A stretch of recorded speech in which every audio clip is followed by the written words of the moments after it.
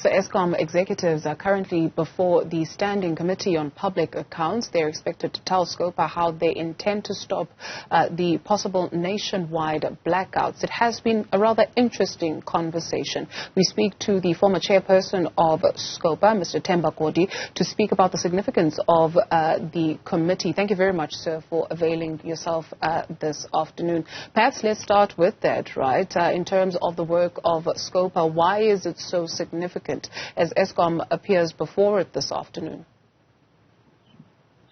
Well, the fundamental task of Scopa is to scrutinize the financials of all state entities, which includes state-owned entities, to check whether the resources at their disposal are used appropriately in accordance with the law, but also in accordance with their predetermined objectives.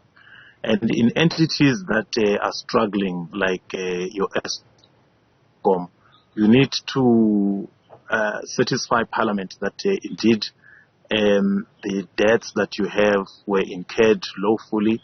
How do you intend to have those debts paid? And in the midst of such debts, to what extent do we see prudent financial management in the entity, so that you don't burden the fiscus, which is already strained with unmanageable debt. Speaking on the issue of debt, it was dealt with the current chairperson of Scopa, Mr. Hlengwa, pointing out to Eskom as they made it known, as we all know, that municipalities owe them quite a lot, and to avoid being cut off from the grid, they need to pay up. But there is an Eskom office that has been cut off because itself is owing Eskom money, and that particular one is in KwaZulu-Natal. What have you made of deliberations thus far? Look, the issue of municipalities owing Eskom is one element. I think the problems at Eskom are much, much bigger than the municipalities. And when we're dealing with Eskom, people should not throw distractions around.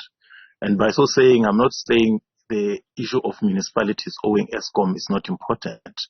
We dealt with that when I was chairing the committee. And actually, we had reached a point where Cabinet was working on a proposal on how to have this resolved. The fact that it is still an issue on the table might be a result of the fact that instead of taking from where we had left off, I think the current Scopa decided to focus on other things, and then 4 years, 5 years down the line, come back and have this discussion. This was not a discussion that was supposed to be held now, because we should be talking about implementation.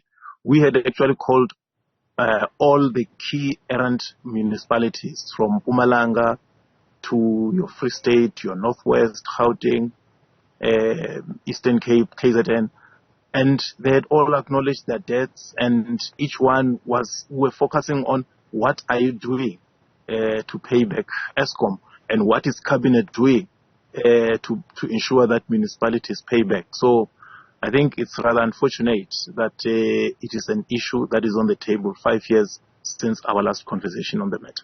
What then should that tell us about the work of the committee? Is that a subtle condemnation on your part?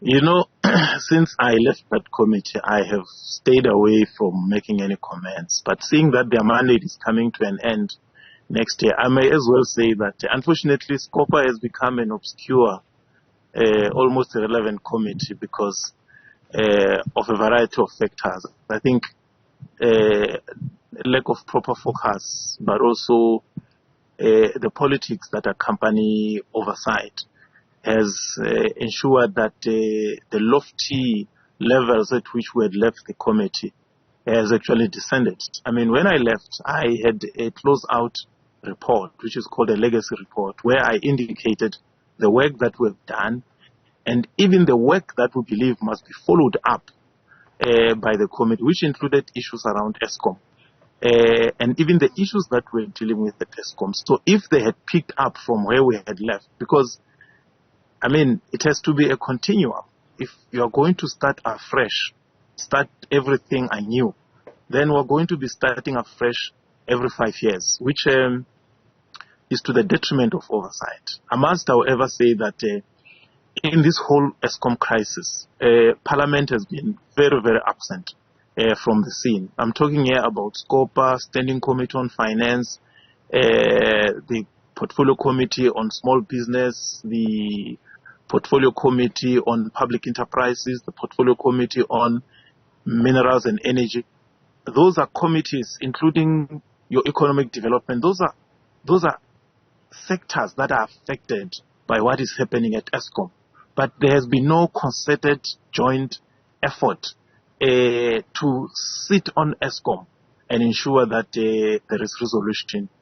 So I find this meeting today, so isolated and almost so insignificant or irrelevant in terms of the solution we seek to the crisis at hand and the role that Parliament should play in ensuring, not that Parliament will change Eskom, but in putting sufficient public pressure on the leadership of Eskom to change course and at least respond to the cries of the people and not just make announcements as they go, as they please, as if the people have no representatives. They just cry somewhere in the wilderness.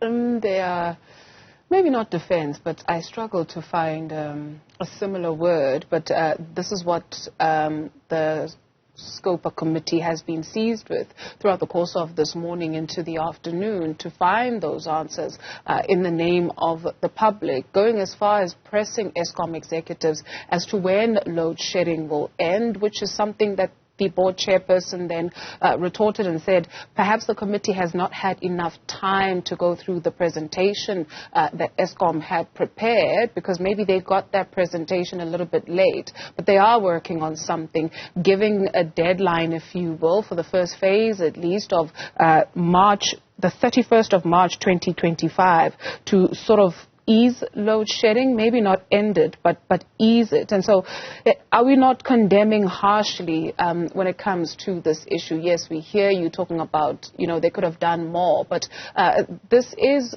of public interest and it should be deemed as important, no? No. Well, it's not a condemnation. It's more of an observation. The point I'm making is that a 3-hour session is not sufficient to ensure that, because you see, what I'd observed with officials is that they would come and sit for 3 hours. You grill them, you put them under pressure. They always said, well, we know we must just endure 3 hours, and after that we go and do whatever we want. The point I'm making is that did we have a meeting in November, in September, in July, in May last year? I'm talking about concerted effort wherein you try and tie entities down, like we were trying to do with the Steinhoff case, where finance, public administration, trade and industry, Scopa, we were meeting with government entities and trying to pin them to time frames in terms of what is to be done.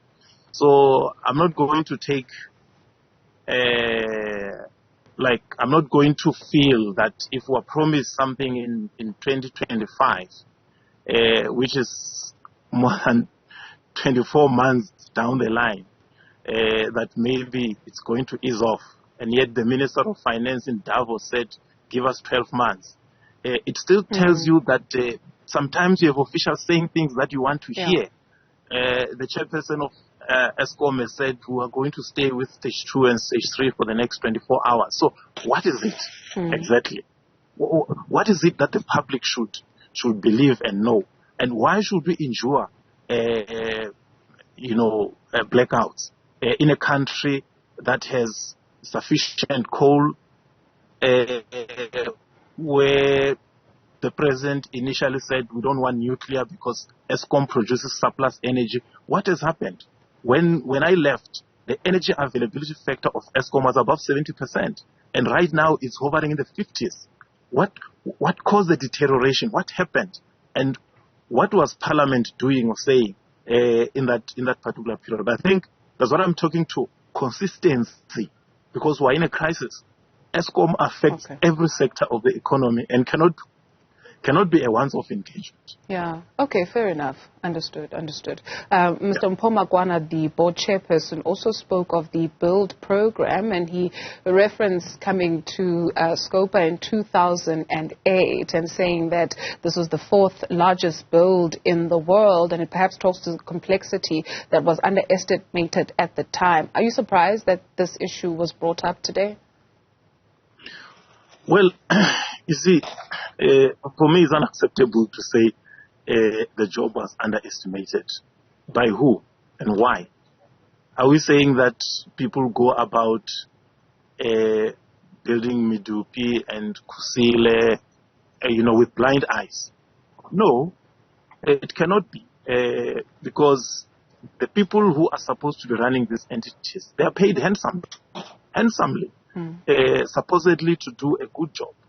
And you can't come around and say, well, we underestimated the complexity, and that's where it must end. Otherwise, it means that there are no consequences. People are not held accountable.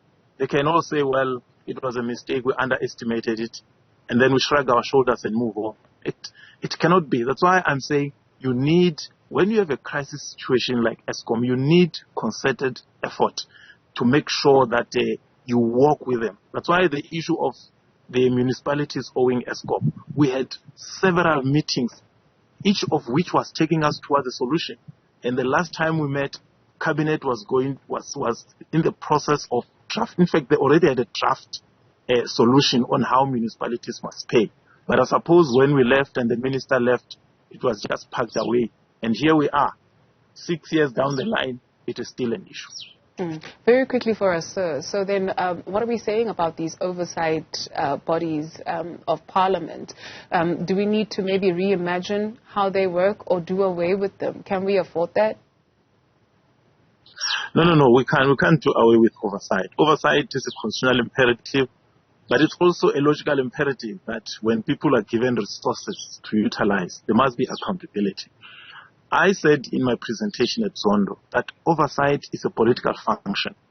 And until and unless the politics are right, that is, there is a desire, especially in the majority party, to have their ministers held accountable to the public, we will not see the sort of results that we desire. So I would say that, yes, there is a need to reimagine how oversight is done, put the interests of the people first, and not party political interests. Mr. Godi, thank you very much for your time this afternoon. Themba Godi is the former chairperson of Scopa.